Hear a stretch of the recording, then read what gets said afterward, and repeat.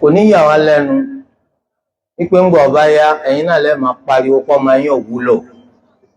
Kò ní yà wá lẹ́nu pé ń gbọ́ ọba ya ẹ̀yin náà lẹ́ẹ̀ máa wípé àwọn ọmọ yín ọ̀nà tí wọ́n gbà ń bà yín lọ́kàn jẹ́, torí pé tí ó tún ti yín ṣe tí ó tún táwọn ọmọ yín ṣe tẹ́ẹ̀fì ní kábàámà pẹ́ bímọ wọ́n ń bá yín sọ ẹ̀ka kún.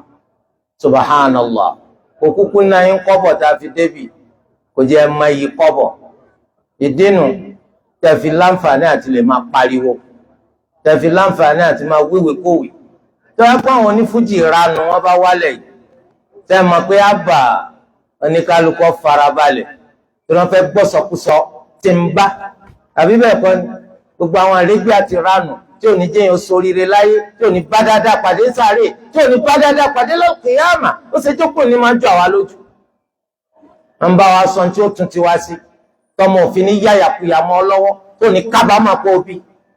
wọ́n wá ń rojọ́ òfò àtàdánù ẹjọ́ ọ̀rẹ́gbè.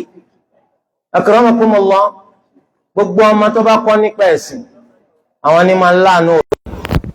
ọmọ tí ó bá ti kọ́ nípa ẹ̀sìn ọ̀pọ̀lọpọ̀ nu wọn garawa ni wọ́n máa yà.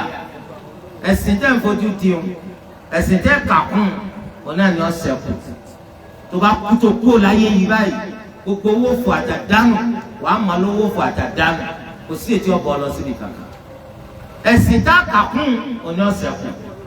ètò túmọ̀ sí wípé àfi ká múra kó le. àwọn ọmọ tẹ́ rí yìí tẹ́yìn bá fẹ̀sìn kọ́ wọn tọ́mọ yín bá máa ń pa ẹ̀sìn ẹ jìnrìn wọn kọjá bẹ́ẹ̀ ti ṣe lérò.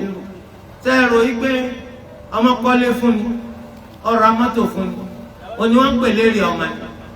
nítorí pé ọ̀pọ̀lọpọ̀ nínú àwọn èèyàn tiwa ìròrí tí wọ́n bó ṣe wà nù. ẹ̀rí tí wọ́n máa sọ pé ẹ̀rọ oúnjẹ ọmọ jẹ tó oúnjẹ ọmọ bá jiná kò ní bá yín sáré kọ́ bá yín sáré mànà. tẹ́ ẹ rò pé fùfú àtẹ̀bà náà ń pè lóúnjẹ ọmọ ni. ọmọ tó wúlò fóbi ìkílẹ̀ tí ẹ̀ ń bímọ fún Ghana rẹ̀.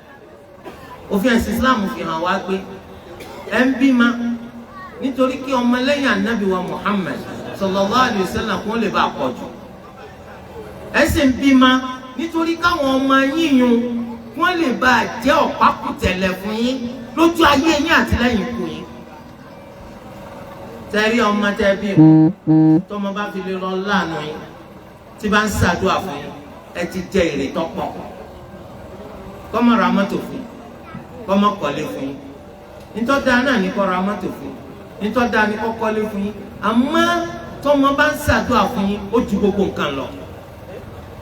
nínú hadithi kan eléyìí tí Imam Bukhari tó gbé jáde nínú tírà àwọn al-Adab al-Mufrad, Ànábì sallallahu alayhi wa sallam sọ pé wọ́n máa ṣàforíjì, wọ́n máa ṣàgbéga kò fókù nínú sàárè. Al-Qiyamah ò tí dé o, òkú tó wà nù sàárè wọ́n máa ṣe àgbéga kò fún.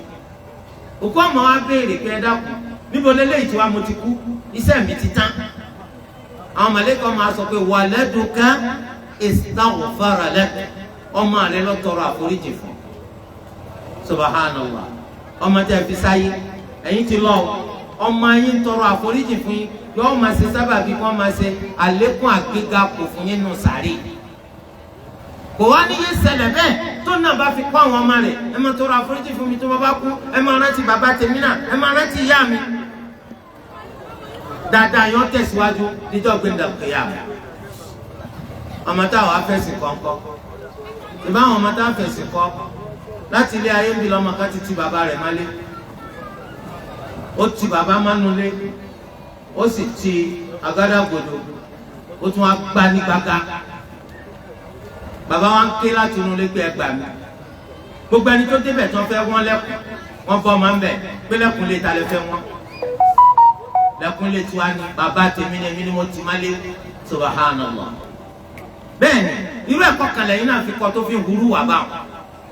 ṣebí ní ilé tiyín ẹ̀yin ọlọ́rọ̀ mi jẹ́ máa bọ́ ọmọ sọ̀dọ̀ owó lọ. nílé tiyín ẹ̀rọ tí bàbá máa ń sọ ní gbogbo ìgbà ni pé lágbájá ti fẹ́ lówó jù mí lọ, gbogbo ọ̀nà tó bá gbà lágbà ìníjọ́ já mi lẹ̀.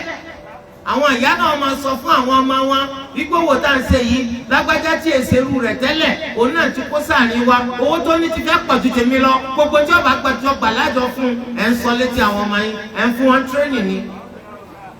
tọmọ náà bá dàgbà kí ni wọ́n máa ṣe ọ̀rọ̀ owó náà ló mú láyà rẹ̀ àwọn ọmọ yìí kó tó di pé wọ́n dájú wọ́n ti kọ́kọ́ fojú ti yín náà rèé mà àwọn náà máa sọ fún ikú ẹ̀ dá wọn lóko wò àwọn náà padà rí pé nìkan fẹ́ níjú àwọn lọ ọmọ tó padà wá báyìí.